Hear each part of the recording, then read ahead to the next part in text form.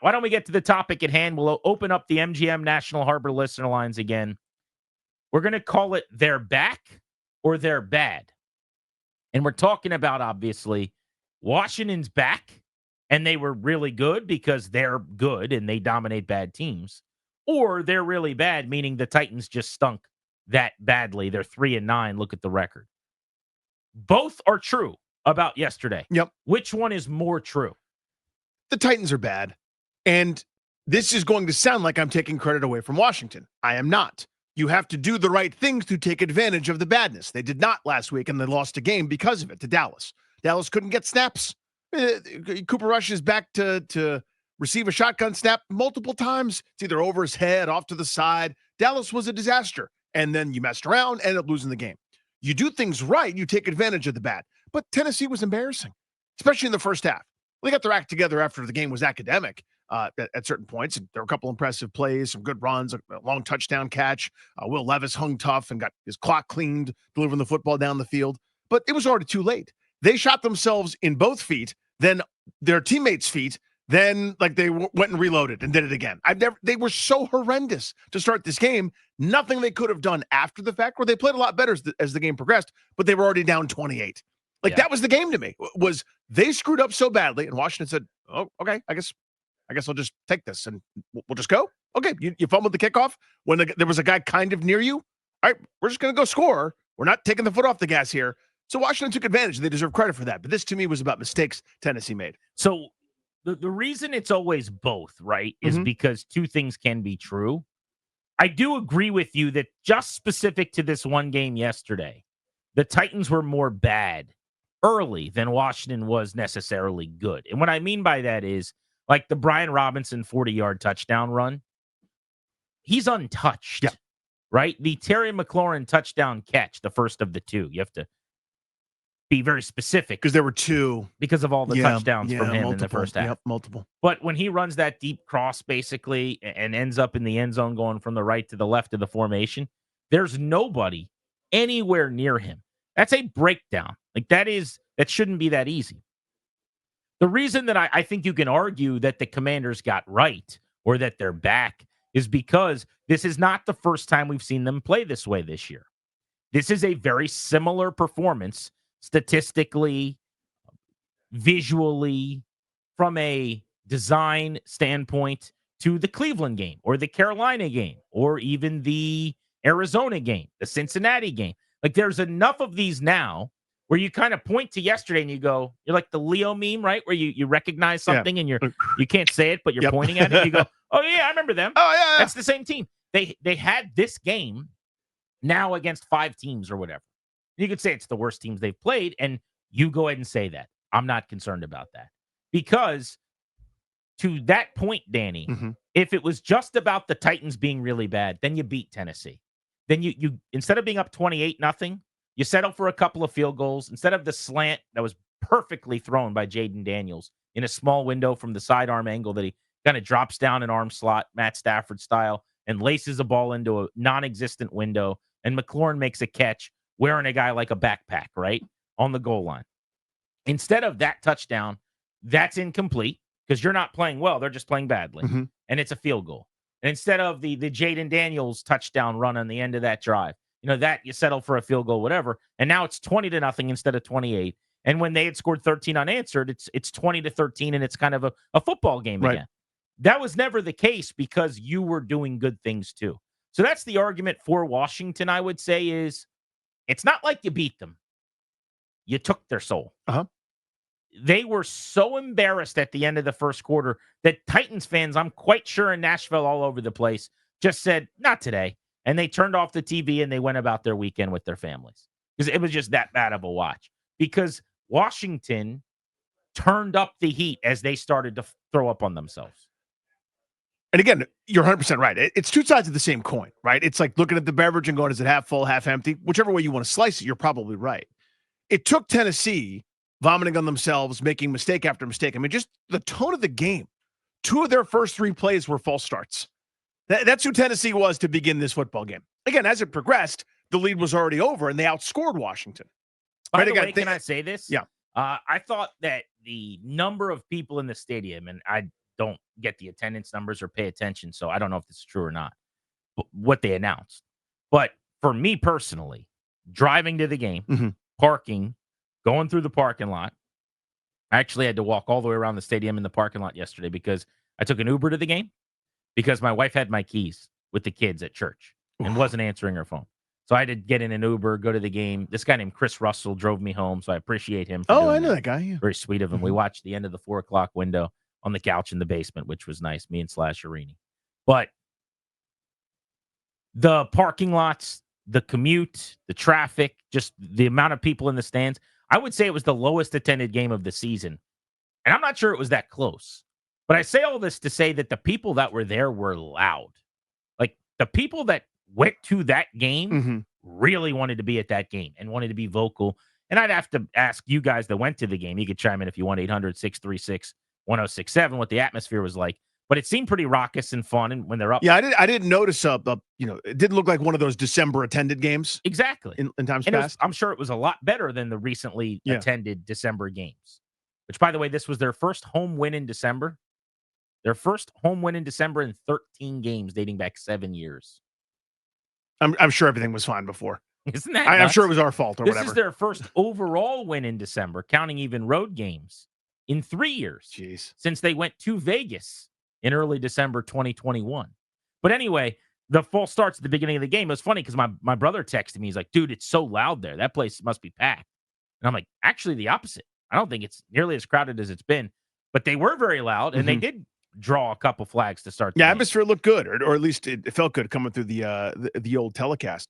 But to me, this was a Tennessee team that looked like a group that's going to pick in the top 5. They may or may not. At times they've been frisky. They've lost some jaw dropping games. I mean, the way we look at the Chicago right this year with Eberflus so embattled, those like galling, are you kidding me losses, whether it's a blocked field goal, not calling a timeout when you had 33 seconds to do so. Every second you could have just called a timeout, it would have been fine, but you didn't, and then the time runs out on you. The way that they lost those games, Tennessee's done that too, but much less fanfare because everybody's new and it's young, and we're kind of starting over there. But they've lost in similar fashion, where all they had to do was like hand it off, and Will Levis was like, "Nope, watch this. Look at this vomit comet." And next thing you know, it's a pick six. Speaking of which, they lost week 1 to Chicago. So they've been competitive for the most part. That's not what they looked like yesterday. They were awful yesterday. And you don't apologize for it. That's not your fault that's who showed up to the game post Thanksgiving. You kicked their butts. You deserve credit for that. But you just saw it from the get-go. Passes are dropped. Guys are the times where guys were open. Levis couldn't hit them. That first half, again, was such a disaster for Tennessee that I don't know that there's a team in the NFL that wouldn't have beat them yesterday. So I agree with that. I think they would have lost to 31 teams. But I also find myself now confident going into the New Orleans game, or at least a lot more confident than I would Yeah, have same been. here. Same here. Well, so then it can't be that Washington didn't get right to some extent, Mhm. right? And I know we're asking which one's more, and so you could just say it's 52-48 or Yeah, it's whatever. like 53-47 for me. Exactly.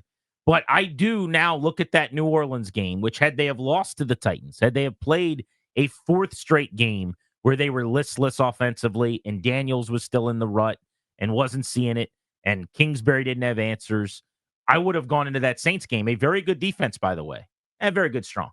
A defense that played very well yesterday. They shut the Rams out in the first half. They gave up 21 to the Rams in a 1-touchdown loss yesterday. But that was the first time the Sean McVay-led LA Rams have not scored a point in a first half against New Orleans yesterday. That's where you're going next after the bye. I know that they got right to some extent because now I'm expecting much better things against the Saints. But yeah, I guess I'm with you. If I have to say it's one or the other, it's hard for me to look past that 28-0 start because I know what I was talking about in the press box and on text message with people. It wasn't as much, dude, the Commanders. It was, oh my God, this Titans team. This is really cringeworthy. How did they win 3 games? Like you're watching through like your teeth and you're just like, what is going on here? And they beat the Texans last week, this team. But this is such a week-to-week league, you can't even think that way, right? They went from playing their best game of the year. I don't know if yesterday was their worst game of the year. I know it was their worst quarter to be down 21-0 after one. I know it was their worst half to be down 28-0 with 30 seconds to go in the half. Let's go to Dave, who's in Waldorf on G&D. They're back or they're bad? Was it more about the Commanders or the Titans? GD, what up, though? Hey, buddy. What's good, brother? Nothing much, man. It's a pleasure. Thank you for taking my call. No, listen, we're back, man. We're back. And that's the type of win we needed. We came dominated. We had our foot on their necks from the beginning. I was at the game, Grant. I'll piggyback on something you said earlier about the crowd. I feel like the crowd was there. We're dominant every week. Finally, we played an opponent who just didn't outnumber us. You got to realize Dallas fan base travel. Shit, half of the Dallas fan base is here. Chicago fan base is travel. Pittsburgh fan base travel. Tennessee Titans, they're not really big in this area. So we finally was able to just outnumber the opponent, and man, it felt so good. I think they're on to something with the raise hell flag, because that flag was flagging yesterday at Northwest Stadium. Yeah, that's another thing I wanted to say too about yesterday. Appreciate the call. So earlier in the year, they gave out burgundy towels, and they're kind of like little, almost like washcloth type towels you wave. You see this in the playoffs all the time in hockey or indoor arenas like basketball. Put them on the back of the chair. And anything you're going to give away, you're going to get a thumbs up from me, because you don't have to give anything. And for a lot of years, they didn't, by the way. These flags that they gave out were so much better than the little towels. They had kind of a rubber handle, foam, but it was you hold it and it's sturdy enough that it stands straight up. And then you can kind of wave it. It was kind of a legitimately nicely built little flag, and it said "Raise Hail," and it was black for the blackout. I thought it was a really cool look. Nice. It was just a nice thing that you leave the stadium with, which isn't always the case when you get something. But to the caller's point, though, just about the game itself, real quick, he's 100% right that this is exactly what the doctor called for. Right, this is the medicine that you needed. As you faced two really hard teams, you had leads in those games, you end up losing because you're maybe not quite good enough to compete with the Pittsburghs, the Phillies, etc. That letdown against Dallas was so deflating on so many levels. That was supposed to be okay, now we're back. That got destroyed, and now there's nothing but negative energy surrounding them, surrounding us, surrounding everything that has to do with it. That's exactly what you needed. That's the get right moment. There's your slump buster. When I went down to the locker room area yesterday, I bumped into one of their high-ranking front office guys, and I just went up and said, "Hey, congrats, good win." He said, "Boy, did we need that one." I said, "You ain't kidding." It's like, you think? I mean, they knew. They knew. The season was kind of at a crossroads. It was going one way or the other. And we've seen this around here, by the way. The last 2 years, as I just mentioned, they have not won a game in December. They were 0 for the final month of the year as seasons went off the rails. And it's quicksand. You can just think that you've got it all figured out, and next thing you know, you're a foot deep and there's nothing to grab onto. They had to get this win yesterday to salvage not only the stretch run here of every week being important, but now they're a playoff team in year one, very likely, almost certainly, under Dan Quinn with a rookie quarterback with a new front office. Let's go to Carlos in Savannah Park on G&D. What's up, buddy? Hey, guys. I was at the game yesterday, and great win. I feel like, it's half Titans, half we're back. But I got to tell you, I was a little disappointed on the crowd, and I hate to be a Debbie Downer by saying this, but tickets were $13, $14, and there were a lot of tickets that were $13 and $14. There should have been no empty seats at this game, because if you really believed in the product and if you were really behind this team, yeah, the Titans don't travel well, but this is the reason why we have so many Eagle fans overrunning the stadium and so many Cowboys fans, because it's fans like some of the Commanders fans that just want to sell their ticket for a quick buck and not get behind their product. Yesterday was inexcusable, and I hope that, we come back against the Eagles this next home game, and the fans really need to come out. If you say that you're a Commander/Redskins fan, and if you say that you're behind the product, it's time to put up or shut up. And it doesn't matter if you hate to spend money on concessions, pack a damn sandwich. That's all I got to say, guys. Thanks for taking my call. You. I don't know if you're allowed to bring that in or not. I guess you could probably sneak it in your coat pocket or something, just like Dad used to do with his binocular liquor. Right? Oh, yeah, the old school. Yeah. Those are my favorites. I was a kid, and we had I didn't obviously use it. I was going to say, did you use that? No, we had one of those at my house, though, and I thought it was the funniest thing. It must have been my dad's, but you unscrewed the part that you look through, and you can put your liquor in it. But look, I'm not going to sit here and fan shame anybody. I made this case online a couple of weeks back and got called all kinds of names. It's easier to draw when you're indoors or when it's warm and the weather's good. It was also a holiday weekend, which is clearly a factor as well. But there's more at play than just that here, which is to say they'd lost 3 straight games. Mhm. I think there was kind of this, oh no, did I get too excited too quick feeling about this team? I think if they play a home playoff game at some point, it won't happen this year, it doesn't look like, but maybe next year, I think the joint would be packed. And there have been games along the way where it was. The Eagles game will be very, very crowded. There's gonna be a lot of green there. Sure. And that's just where we are still. It's year one of doing things better in the right way.